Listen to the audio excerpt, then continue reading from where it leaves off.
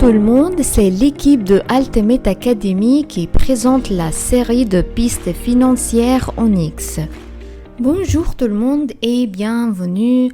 Aujourd'hui, on va voir comment définir un employé sur le système du capital humain. Alors, on va ouvrir le système de capital humain et on va ouvrir gestion de la paie. Et ensuite, après ça, on va ouvrir configuration. Et page numéro 1, c'est définition des périodes. Définition de périodes. Alors, cette page définition des périodes est utilisée pour déterminer les périodes de calcul des salaires des employés et les périodes utilisées par le système de pointage. Les périodes administratives définies doivent être incluses dans la période du système comptable, que ce soit 12 mois ou plus ou moins. Après avoir défini l'année, il faut définir aussi le nombre de périodes ainsi que début et la fin de chaque période, tandis que le système permet de définir l'année. Il permet aussi le chevauchement des années afin que le début d'une période soit dans une année et la fin de la période soit dans l'année suivante, avec la possibilité aussi de chevaucher des mois afin que le début de la période soit dans un mois et la fin de la période soit dans le mois suivant. Alors, comment utiliser cette page? On va appuyer sur le bouton ajouter comme ça et on va écrire l'année comme ça, par exemple 2023. Et on va aussi, on est type période, on est période mensuelle et période pour utilisateur. Période pour utilisateur, c'est-à-dire que l'utilisateur est capable de choisir les périodes comme il veut. Alors, on va choisir période mensuelle et on va écrire ici de mois numéro 1 et au mois numéro 12 et app données. Et ensuite, et maintenant, on peut voir tous les mois. Par exemple, janvier, février, mars, avril et comme ça. Et je peux voir les jours de chaque mois, de date aux dates et jours de travail. Et c'est ça. Alors, numéro 1, c'est faire la définition de période. Numéro 2, ensuite après ça, on est structure organisationnelle. Alors dans cette page, je peux configurer toutes les structures administratives de l'entreprise en fonction des niveaux d'organisation, sachant que chaque niveau de la structure administrative est lié à la division administrative supérieure. La fenêtre est utilisée après avoir cliqué sur le bouton ajouter. Comme ça, alors je vais appuyer sur le bouton ajouter comme ça et je vais écrire ici par exemple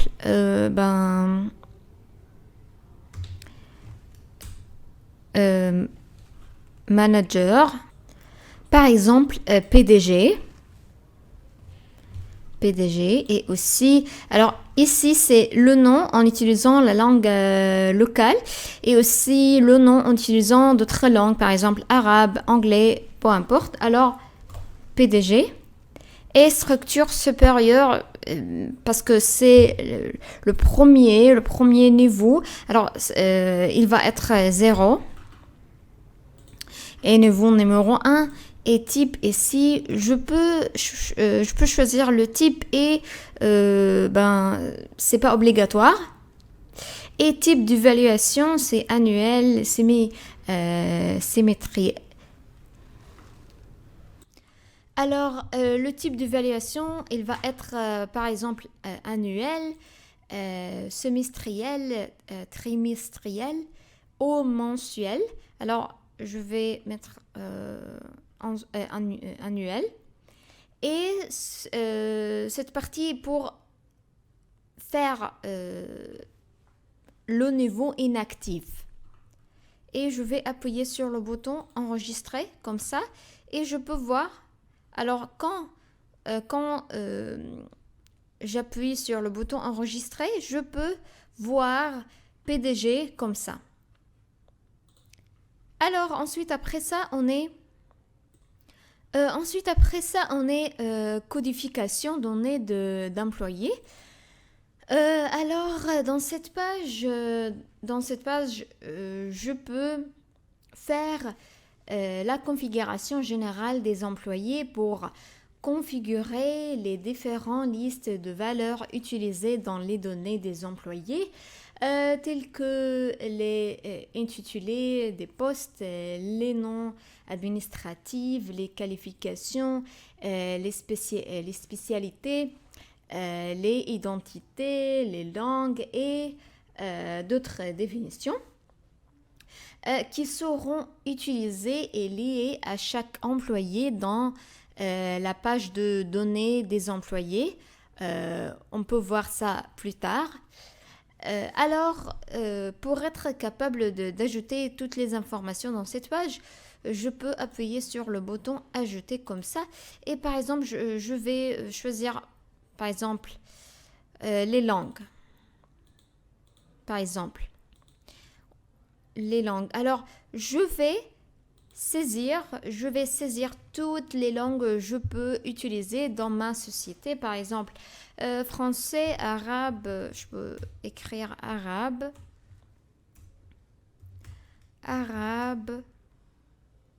anglais,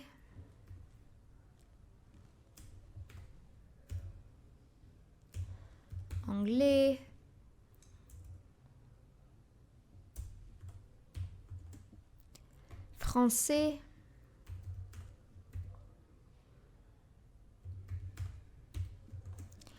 allemand,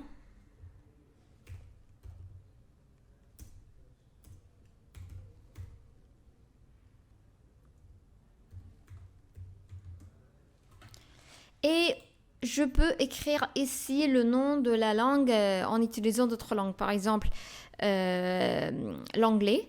Alors, je peux dire Arabic, English, and so on. Alors, ici, si j'ai des remarques, je peux écrire les remarques ici. Et j'appuie sur le bouton enregistrer comme ça.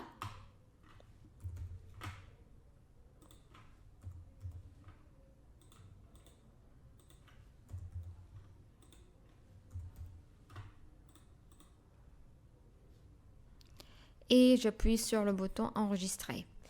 Alors aussi pour les nationalités aussi je peux écrire par exemple égyptien, marocain, tunisien, peu importe. Alors dans cette page je vais écrire toutes les informations qu'ont la possibilité d'utiliser plus tard avec chaque employé. Ensuite après ça, dans la définition, je vais entrer la page de données employés. Entrée données employés.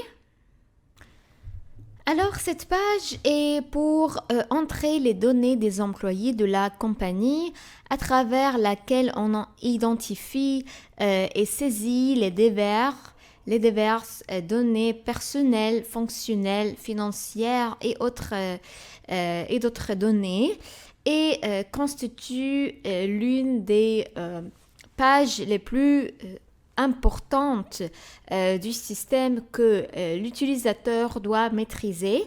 Cette page ne peut être utilisée que lorsque l'administrateur paramétrer cette page au niveau des écrans de paramétrage du système comme les fenêtres, les définitions des structures administratives ou les pages des définitions générales des employés, ainsi que les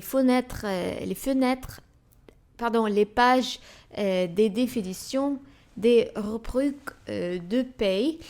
Aussi, il faut noter qu'on ne peut utiliser la partie opération du système si les données employées ne sont pas entrées à travers cet écran, parce que l'utilisateur entre le nom des employés et leurs données personnelles telles que la date de naissance, l'état civil, la nationalité, la famille, les données relatives à la famille de l'employé et les personnes à sa charge. Et ces données sont également spécifiées par les données fonctionnelles de l'employé, telles que le titre du poste, la carrière, le degré et le type d'emploi, ainsi que les états financiers et les comptes de la banque de l'employé et les garants, ainsi que les données du parrain et les données des évolutions de carrière. Le plus important de ce qui peut être fait via cet écran est de spécifier les rubriques de paie fixe comme les indemnités ou les gains accordés aux employés ainsi que les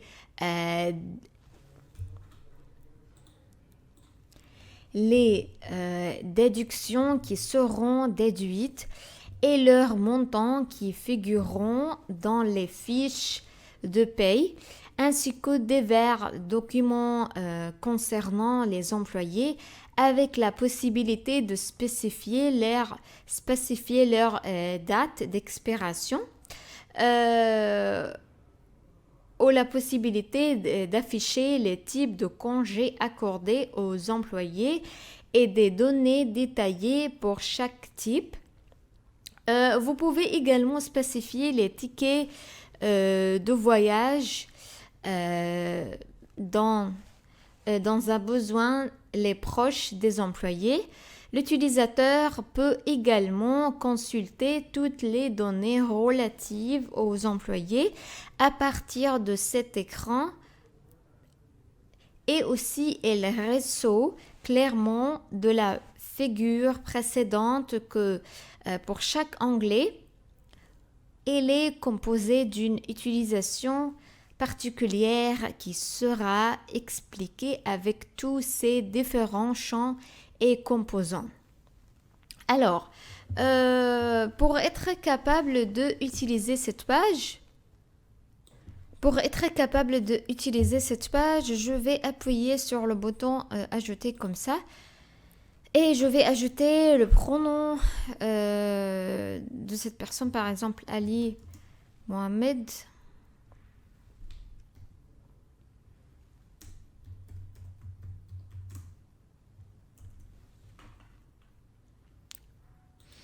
Et ici, c'est le nom en utilisant de 3 langues. Et ici, le poste, je vais appuyer sur le bouton F9 sur le clavier pour être capable de choisir le poste.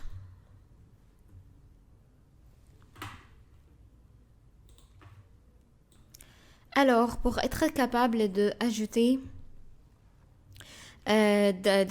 les informations dans cette page, je vais appuyer sur le bouton ajouter comme ça et je vais écrire le prénom et le nom du personne, par exemple Ali Mohamed.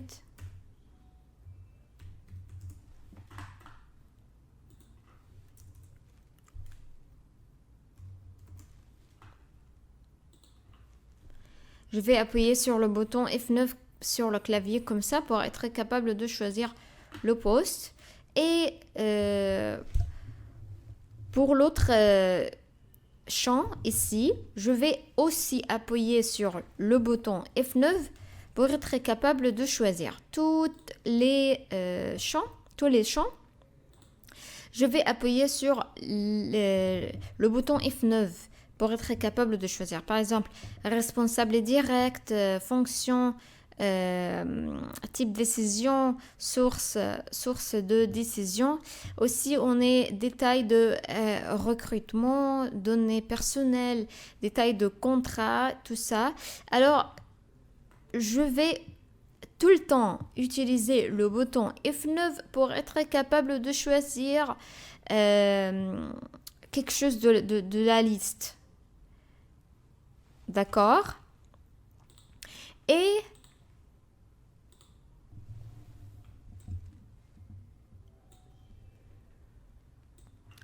la dernière étape, c'est intégration employé. Alors, intégration employé.